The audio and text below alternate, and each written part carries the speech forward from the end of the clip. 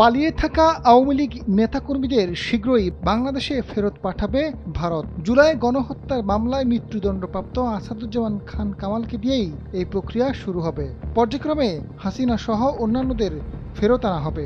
ভারত ইতিমধ্যে জানিয়েছে জুলাই গণহত্যার মামলা সাজাপ্রাপ্ত হাসিনাকে পাঠানোর অনুরোধ খতিয়ে দেখছে।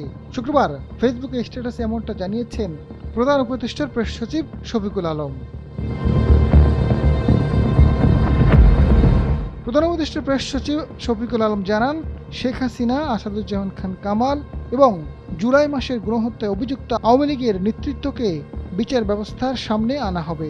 তিনি নিশ্চিত করে বলেন, ঢাকার কসাই কামালকে অতি শীঘ্রই বাংলাদেশের কাছে প্রত্যর্পণ করা হবে। শফিকুল আলমের মতে, হাসিনার শক্ত প্রতিপক্ষ থাকলেও বাস্তব পরিস্থিতি এমন অবস্থায় যাচ্ছে যে কামালদের খুব শীঘ্রই বিচারের মুখোমুখি হতে হবে।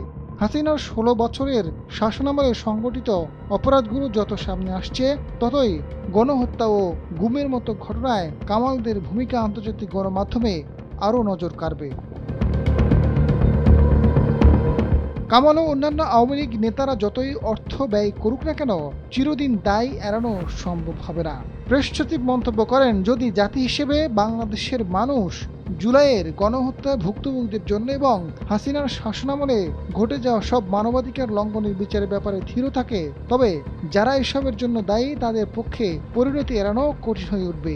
এটি শুরু হবে কামালকে দিয়ে, এরপর একে একে।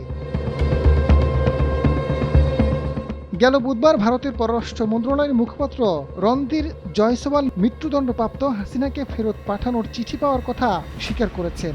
জয়সওয়াল বলেছেন, শেখ হাসিনাকে ফেরত পাঠাতে বাংলাদেশ থেকে নতুন একটি অনুরোধ এসেছে। আন্তর্জাতিক অপরাধ ট্রাইব্যুনাল তাকে মৃত্যুদণ্ড দেওয়ার পর এই অনুরোধ পাঠানো হয়েছে। হাসিনাকে ফেরত পাঠানোর বিষয়ে ঢাকার অনুরোধ পর্যালোচনা করা হচ্ছে বলে জানিয়েছে দেশটির পররাষ্ট্র মন্ত্রণালয়। জুলাই ছাত্র জনতা তুমুল আন্দোলনের মুখে ভারতে পালিয়ে যান হাসিনা। 2024 সালের আগস্ট থেকে ভারতে অবস্থান করছেন তিনি। দেশটির অজ্ঞাত স্থানে থাকা হাসিনাকে 2 দফায় ফেরত চেয়ে চিঠি দিয়েছে বাংলাদেশ। তবে এবারেই প্রথমবারের মতো আনুষ্ঠানিকভাবে চিঠি পাওয়ার কথা স্বীকার করেছে দিল্লি। আজাদ ফারুক, সময়ের আলো।